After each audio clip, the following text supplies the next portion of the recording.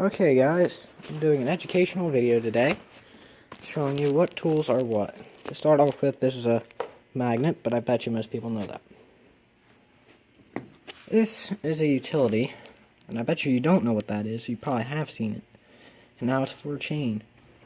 Hold on a second. So, this is a chain tensioner. Put one S hook in here, one S hook in here. Now, these are S hooks with the chain on it, but quite obvious. This is, I think that's off like a bungee cord or something, but S hook. Quite obvious why it's called that. This one's really dirty and bad example. But this is a boring bit for a drill, meaning a screw gun of sorts. That's what that's for. And this is a bike. Oh. Rip, where did that go? That went there.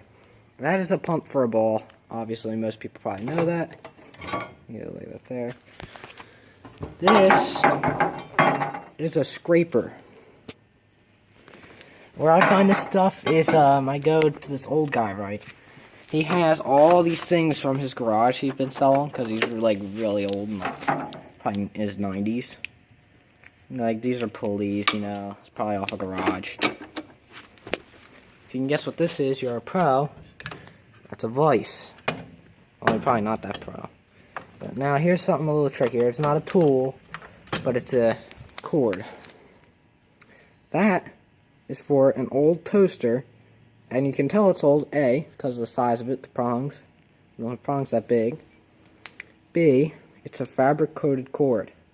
Fabric-coated cords were basically last used before World War II. I was going to show you a mercury switch, but my dad took that from me because, well, you really can't have mercury anymore. This, I bet you probably don't know what that is. You're going to say some sort of screwdriver, and you're wrong. That is a really old soldering tool from before the 40s. And a mouse definitely chewed it. And I was in that location today. It lets me go out there, I look around, I pull stuff up, I take it. You know, like, be like, yeah, that's that much, that's that much, yeah, you can have that type of stuff. There was a squirrel in there today, and I found a little measuring cup on the floor, so I pegged the measuring cup at it, missed, and made it go back out the other rafter. This is also a magnet dish. That's obvious. This is off a bike. It's a Shimano gear shifter from like the 60s. This is a seat bracket off a bike, vintage. That is one of the first wheel reflectors off a bike. And I have just meters. And a car, oh my god, car, miles an hour, kind of speedometer, and odometer. And the odometer is, the top one right next to this little orange line. So that means this car, which is probably from the 90s, only had like 55,000 miles. That's pretty decent. This is a radio tube. This one's shot, it's missing 2 prongs. Still pretty cool. Let me move the magazines out of the way. Take a guess what this is. If you said palm sander, you are correct. And that's obviously a Dremel, since it says Dremel, and Dremels are used for rounding wood. Edges, like sharp edges on wood. Anything else here? No. This is another soldering tool. Pretty cool. A tip I learned is that if you have a leak in a gas tank, what you do is you solder it. Don't weld it, because the welding, well, we all know what's going to happen. Kaboom. That's the end of everything. Let's move that hook out of here. Handsaw. Of course, everything's rusty. Rusty, dusty. Let's see, that is a starter. And if you're wondering what this is, that's a spacer for some plywood. Half of these things I don't know. This is like a scraper / spackle tool. This is an extremely dirty wood chisel. This is a bottle jack. I just found that out there today. I had to pay like 10 bucks for that. It sucks. But no handle. My grandfather has handles for this stuff though. And these things go up and down, you know. You get the point. This hooked lamp done in. You know, kitchen knife showing. Decent. That's actually pretty sharp. I know what I'm going to use if I ever run into trouble now. Engine analyzers. These you'll probably run across in like flea markets and stuff. Now, note, though it may seem good and everything, there are some drawbacks. You can only use this on a car with low electronics, basically 70s, you know. How they didn't have a lot of electronics then. It's meant for those types of models. And what it would do is it would tell you how your engine is running, as you can tell from the title. So, let's see, what else we got here? I think that's a bottle opener, I don't know. It's still damp. Ugh. What the frick is going on outside of my building? I hear someone banging something. This is the head to a concrete hammer, where you would basically, you know, what mortar is, which is the white stuff in between bricks. That's what that's for. Basically chipping off mortar or chunks of brick, so on and so forth. And this right here is an old sledgehammer head. So, pretty cool. I always need the handles to these things out there because there was a lot of water damage. But, yeah, let's start getting into big things. And, big things, let's take a look at that. If you have them, they're like 20 bucks. It's a jitterbug fishing line for bass. I need to raise the lid. Raise the lid. So this is a punch. Like, yeah. Frick is outside of my building. Good God. Chisel, as you can tell from the top being pounded. I don't know what that is yet. This is a knife holder, which, let me pause the video and I'll show you. You can see where the knife would go. Let me put it in there. Be right back. So, like I said, don't mess with blades. Get an adult to help you. My adult was not home. I got cut open putting a blade into a knife. I did get it in, but I'm gonna probably be Joker with a bunch of scars. And it's gotten to the point that I've been cut so many times that I literally don't even taste my own blood anymore. That's bad. Where did I lay my knife at? Now I'm pissed. I literally put the thing in the... It's not on me. You freaking kidding me every time. I swear to God. I put the blade in it. Now I can't find the freaking thing. Where did I lay it at? I lay it on my bench. I laid it right here. So this tool requires a single-edged blade to go in it, and I have plenty of these, which I'm not going to do again. It's throbbing right now, and I can tell that there's a lot of blood being lost. So, yeah. This goes on a drill. This is the bottom part right here. And this, you can adjust it. Mine is stuck up, so it doesn't move.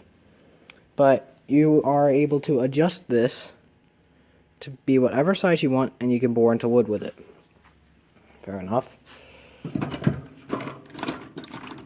Boring bits. These ones are, I forget what my uncle had told them the name of it to be, but they're for like boring into wood and stuff. Then we have these. Now these are another safety factor. They're for like Dremels and drills, but you have to check what speed the drill is for these and what the regulation is, and I don't know what this one is, which sucks because, well, if you hit something with it while it's going and it's too fast, this whole thing shatters and explodes across the room.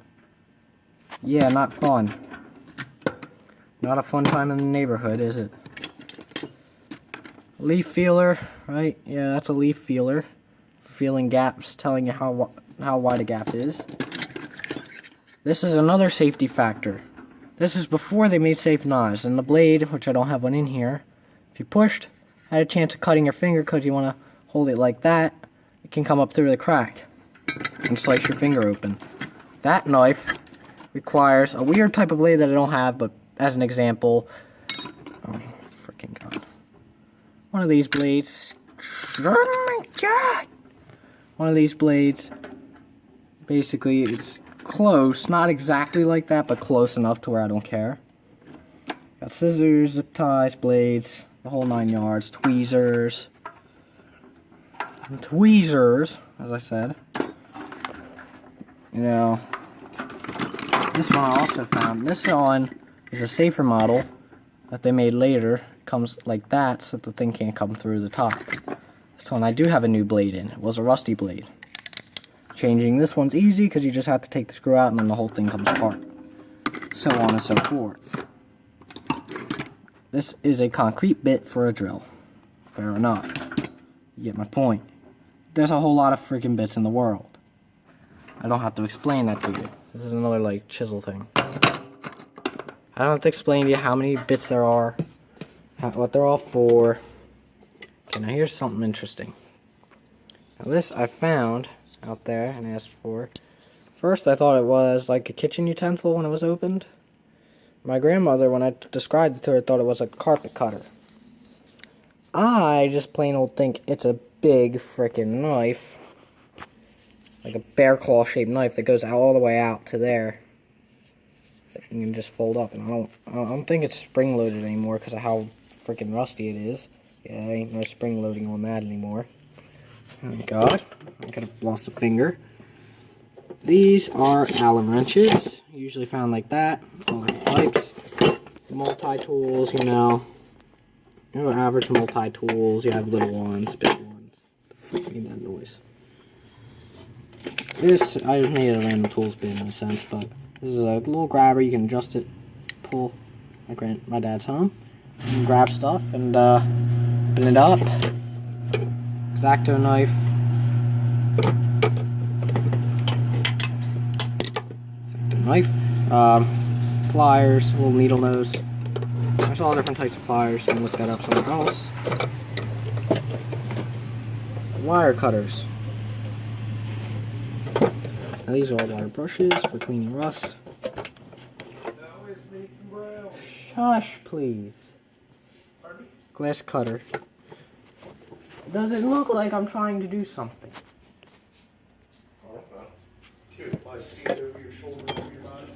Yeah. It's a glass cutter, cutting out glass. Got, what else we got?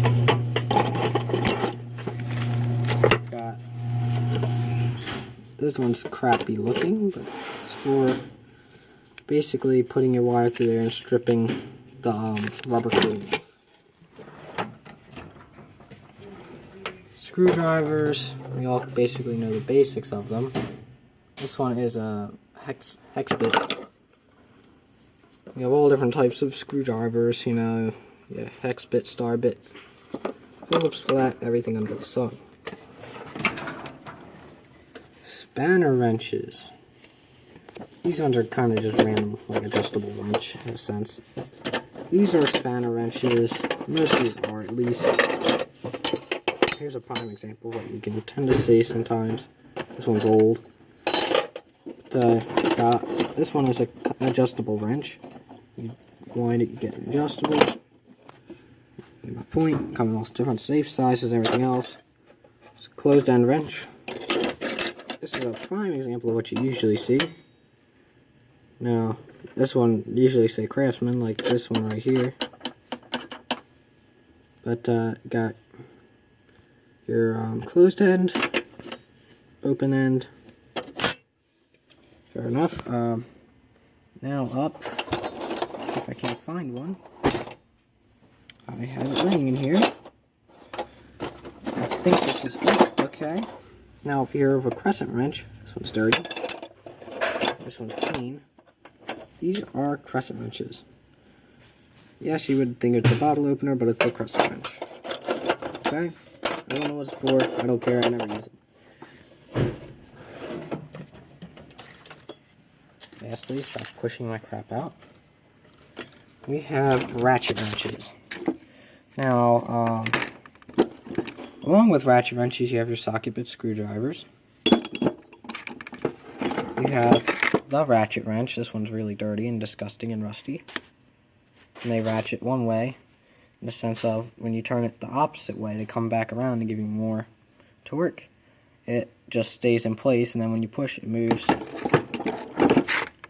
This one is an adapter type thing. You can put it on the same small size, but it allows you to turn it, change it to whatever one you want. tape. Different little socket tools, all different types. You got your extenders. This is your deep socket.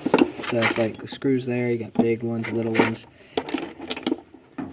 This one's a Starbit one, so it goes basically, put it on the socket or ratchet wrench, and then you can take Starbit screws out. Moving on off of that are files. You have your metal and wood files. Metal ones are usually finer, less big grooves. This one is a wood file. This happened to be perfect. This is your metal file. This one's really dull. This one is a wood file. You can see by the big kind of cheese grater sized thing on it that it is a wood file. Okay. So, let's see, did I miss anything? That it is a paint sprayer. That requires a compressor. You have your bits and all that. You know, everything else kind of... This one is a boring drill now. Boring drills are different because, well, boring drills are... well, that's a hand crank drill, but boring drills are, you know, they are... crap. Screw guns take the drill bits. Like, screw gun bits. Like, you know what I'm talking about. Then, your big boring drills for doing metal and stuff are huge power core drills. So, yeah. Let's open this up a second, see what's in here. Honestly, forget it. That's another prime example of a wrench that I have no idea what type it is.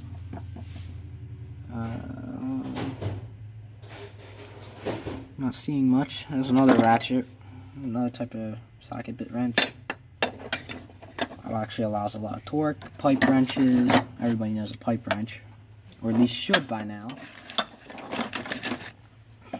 Got your concrete stuff and all that. You know, that clip I actually want. Put that away. So with hammers, usually when you buy them new, you can see the amount of ounces. 20 ounces is usually good for putting big nails into wood. Little ones are So, you know, just double check your type, make sure it's a good type. Never mind the person packing up a big loogie in the background. See anything else in here? Big ones. This is a tire iron. You would think it's a socket, but no, it's a tire iron. This is a singular one. They also come within the 4 range, where it's a 4-way intersection cut, basically 4-way thing. Got your table saw levels and stuff in the back, where it's a long stick with that levels. That too. So yeah, that basically is tools and everything else.